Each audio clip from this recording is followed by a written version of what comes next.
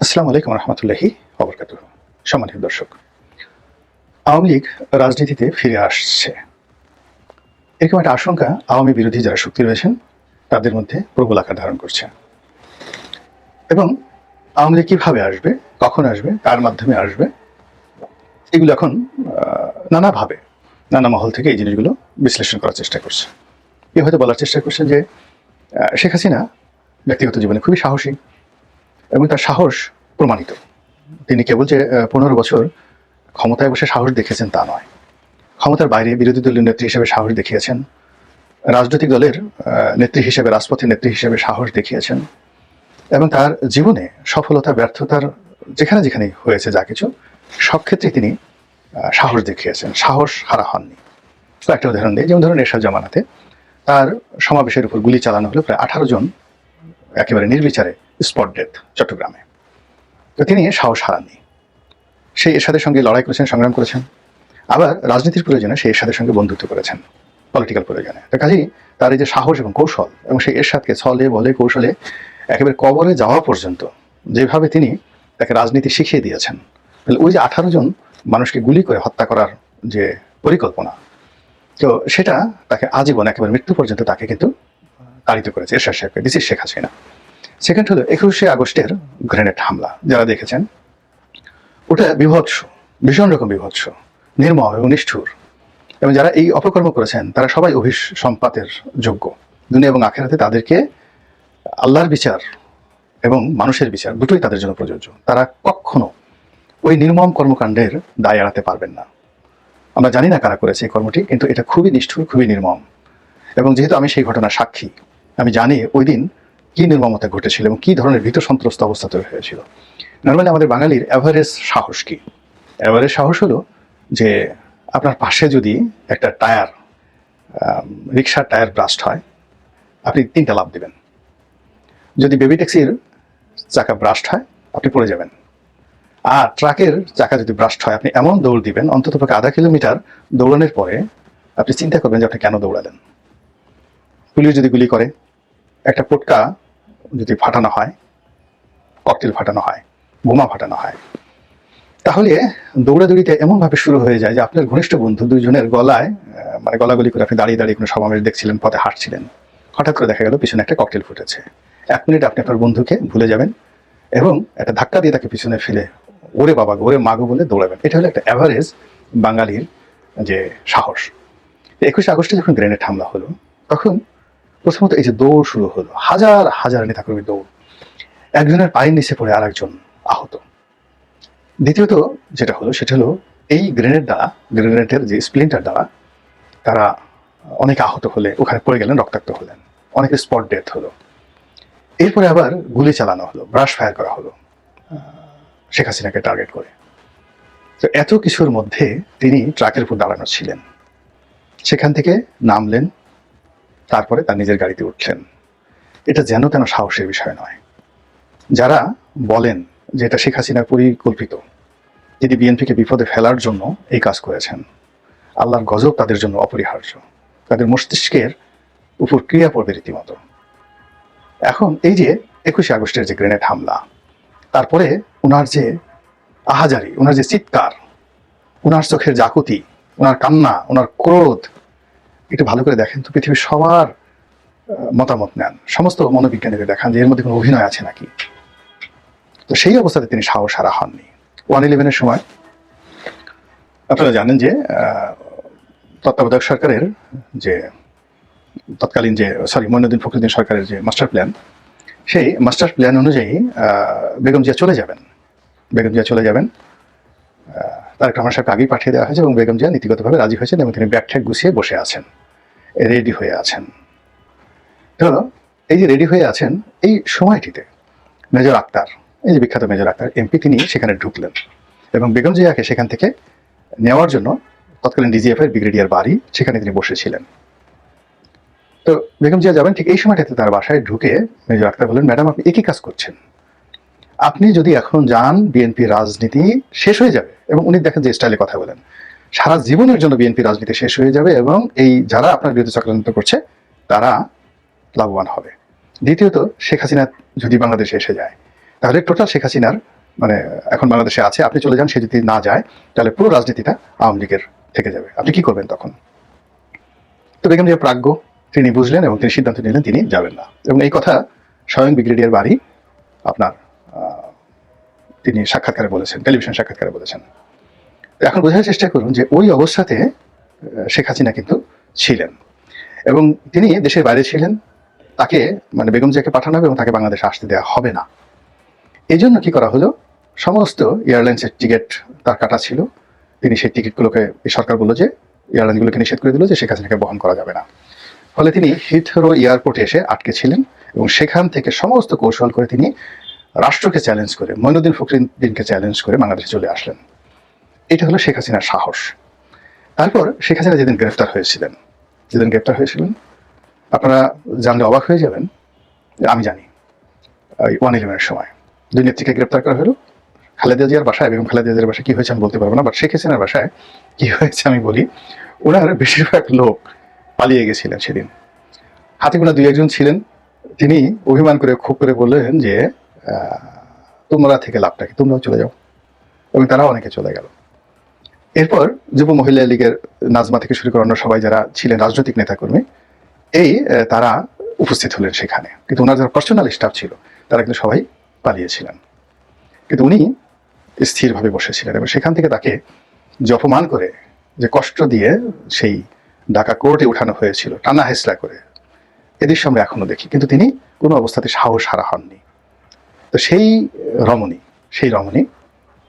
এখন যেখানে আছেন, 1/11-এর সময় যেখানে ছিলেন তার সে 100 গুণ বেটার অবস্থায় তিনি আছেন ভারতের জিম্মায়, with full support of India.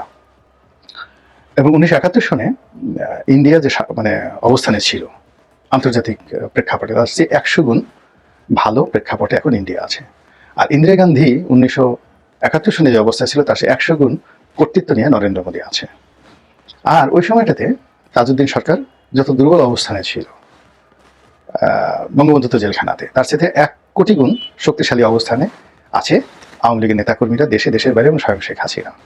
তো কাজেই তিনি যদি সাহস দেখাতে চান, টুস করে ঢুকে পড়তে চান, এটা কথার কথা নয়, এটি হতে পারে। এবং সেটা যদি হয় তাহলে কি যে হবে আমরা বলতে পারি না। বাংলাদেশের রাজনীতিতে কিয়ামত হয়ে যাবে, অথবা আওয়ামী লীগ পুনর্বাসিত হবে যদি সে সেটা সাহসটা দেখায়। টিল নাও, আজকের দিনে। এখন সমস্যা হয়ে গেছে যে শেখ হাসিনা পালালেন কেন বা তিনি উড়ে গেলেন কেন, এটা একটা $1 মিলিয়ন প্রশ্ন। শেখ হাসিনার সাথে যারা ছিলেন এরকম প্রায় 1000 খানেক লোক, তারা খুবই নিরাপদে, কেউ এয়ারপোর্ট দিয়ে, কেউ সীমান্ত দিয়ে পালিয়ে গেলেন ভারতে, সিঙ্গাপুরে, ব্যাংককে, আমেরিকাতে। টাকা পয়সা তারা আগেই নিয়ে নিয়েছিল এবং বাংলাদেশে তারা কেউ তাদের আত্মীয় স্বজনের বিপদে আপদে নেই। কাজে এখানে এই যে আওয়ামী লীগের 1000 শীর্ষ নেতাদেরকে যাকে বলা হয় নিরাপদে পৌঁছে দেওয়া, যারা আওয়ামী লীগের মূল শক্তি এবং তাদের সবার হাতেই হাজার হাজার কোটি টাকা আছে। 2 নম্বর হলো যে আওয়ামী লীগের কিছু নেতাকে গ্রেপ্তার দেখানো হয়েছে। এখন যাদেরকে গ্রেপ্তার দেখানো হয়েছে তাদেরকে আওয়ামী লীগ অনেক আগেই মাইনাস করতে চেয়েছিল, কিন্তু তারা এরকম একটা সিন্ডিকেট গড়ে তুলেছিলেন, সেই সিন্ডিকেশনের কারণে এদেরকে আসলে বাদ দেওয়া যায় নাই। তো এই লোকগুলো আওয়ামী লীগের খাতায় বাতিল মাল। সেই বাতিল মাল যারা আছেন তারাই বাংলাদেশে রয়েছেন, পালাতে পারেননি এবং তাদের একটা বিরাট অংশকে গ্রেপ্তার করা হয়েছে। কিন্তু আওয়ামী লীগের যে সকল টাটকা যাকে বলা হয় সম্পদ রয়েছে, বাতিল মাল বললাম আর টাটকা সম্পদ, তো টাটকা সম্পদ রয়েছেন, the asset, valuable asset, effective asset, যাদেরকে নিয়ে আওয়ামী লীগ মাঠে ময়দানে লড়াই সংগ্রাম করেছে এবং আগামীতে লড়াই সংগ্রাম করার স্বপ্ন দেখে, সেই মানুষগুলোকে নিরাপদে, নিশ্চিন্তে, নির্ভাবনায় পাঠিয়ে দেওয়া হয়েছে এবং তারা সেখানে গিয়ে নির্ভাবনায় আছেন, কোনো রকম সমস্যা নেই। এখন তারা কি সেখানে বসে বসে আঙ্গুল চুষবেন? তারা কি সেখানে বসে বসে ডক্টর মোহাম্মদ ইউনূসের জন্য দোয়া করবেন যে হা এত ভালো মানুষ হয় না, ওনার শাসন আমলে আমরা এইভাবে পালিয়ে এলাম, যদি বিএনপি আসতো আমাদেরকে এইভাবে পালাতে দেওয়া হতো? কাজেই ডক্টর মোহাম্মদ ইউনূসের হায়াত আল্লাহ দারাজ করে দাও, হায়াত বৃদ্ধি করে দাও, তাকে হায়াতে তাইয়্যিবা দান করো। অথবা তারা কি ডক্টর মোহাম্মদ ইউনূসের শানে মিলাদ পড়াবেন, নাকি উমরা করে আসবেন, নাকি ডক্টর মোহাম্মদ ইউনূসের পতনের জন্য এবং তাদের নেত্রী শেখ হাসিনাকে ক্ষমতায় বসার জন্য, আওয়ামী লীগকে ক্ষমতায় নেওয়ার জন্য তারা সর্বশক্তি নিয়োগ করবেন? নিজেরাই চিন্তা করুন। এখন এই দুটো চিন্তার মধ্যে দেখুন যেখানে প্রথম যে ভুলটা হয়ে গেছে সেটি হলো স্বয়ং শেখ হাসিনা যেভাবে নির্বিবাদে চলে গিয়েছেন, এই চলে যাওয়াটা শেখ হাসিনার জন্য ঠিক আছে। এটা আসাদ সাহেবের ক্ষেত্রে ঘটে, রেজা শাহ পালভির ক্ষেত্রে ঘটেছে।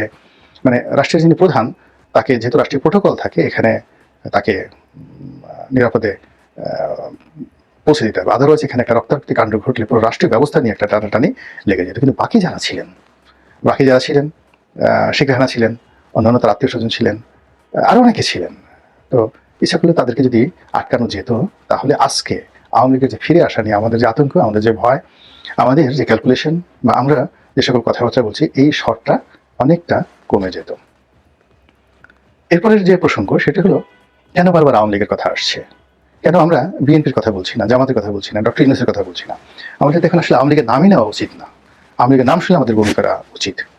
এর কারণ হলো যে আমরা সবাই এই দলটি দ্বারা এমনভাবে নির্যাতিত হয়েছি যে আগস্ট মাসের 5 তারিখের আগে অনেকে চেয়েছেন যে যে কোনো মূল্যে আওয়ামী লীগের পতন হোক।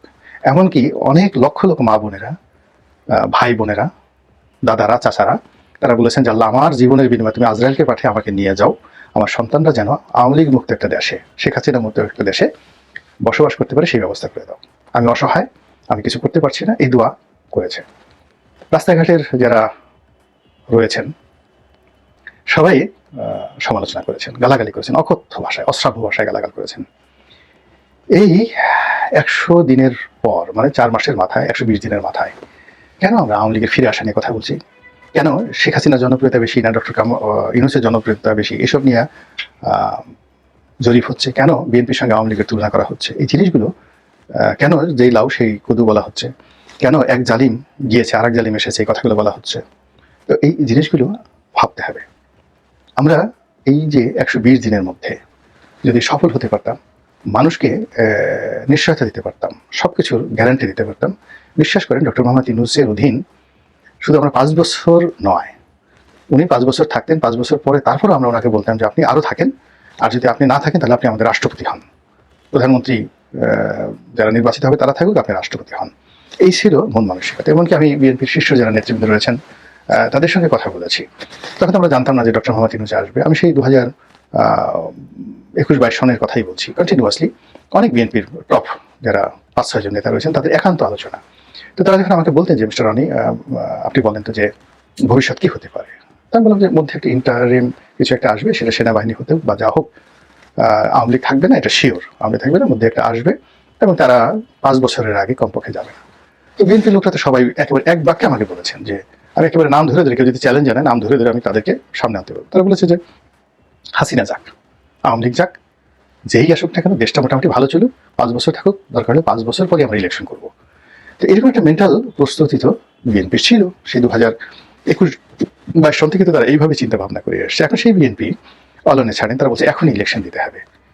তাহলে এই যে পরিবেশ এবং পরিস্থিতি কারা সৃষ্টি করলো?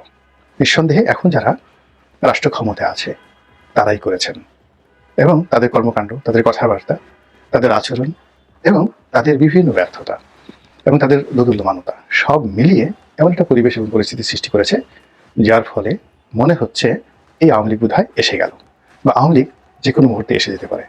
আমার সিক্স সেন্স বলছে যে দৈবাৎ কোনো দুর্ঘটনা যদি না ঘটে, রাজনৈতিকভাবে আওয়ামী লীগের পুনর্বাসিত হতে অনেক সময় লাগবে।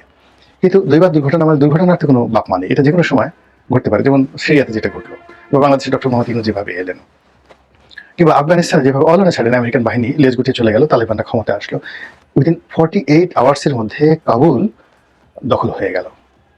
এবং যেভাবে হাতে পায়ে ধরে, তালেবানদের হাতে পায়ে ধরে আমেরিকান সৈন্য সেখান থেকে পালালো, এবং যেভাবে তাদের তাবেদাররা বিমানের ডানার উপরে উঠে যেভাবে পালানোর জন্য তারা চেষ্টা করলো, জীবন ভয় আফগান জাতি, সেখানে বাংলাদেশে কি হতে পারে এটা কল্পনাই করা যায় না। বাস্তবতা হলো অনেক রক্ত দিয়েছি, অনেক রক্ত ঝরিয়েছি এই আওয়ামী লীগকে বিদায় করার জন্য। এখন কতটা বিপদে পড়লে অনেকটা, এখন সেই আওয়ামী লীগকে যদি আবার রাষ্ট্র ক্ষমতায় আমরা দেখি, আওয়ামী লীগের আগমন ধ্বনিতে যদি জয় বাংলা বলতে হয়, তাদের জন্য যদি ফুলের পাপড়ি বিছাতে হয়, তাহলে নিজেদের চামড়া দিয়ে জুতো বানিয়ে নিজে পরিধান করে পাহাড়ে উঠতে যে কষ্ট হয় একটা মানুষের, তার চেয়ে অনেক অনেক বেশি কষ্ট অনেক মানুষের হবে। আল্লাহ আমাদের সবাইকে হেদায়েত দান করুন এবং হেফাজত করুন। আসসালামু আলাইকুম ওয়া রাহমাতুল্লাহি ওয়া বারাকাতুহু।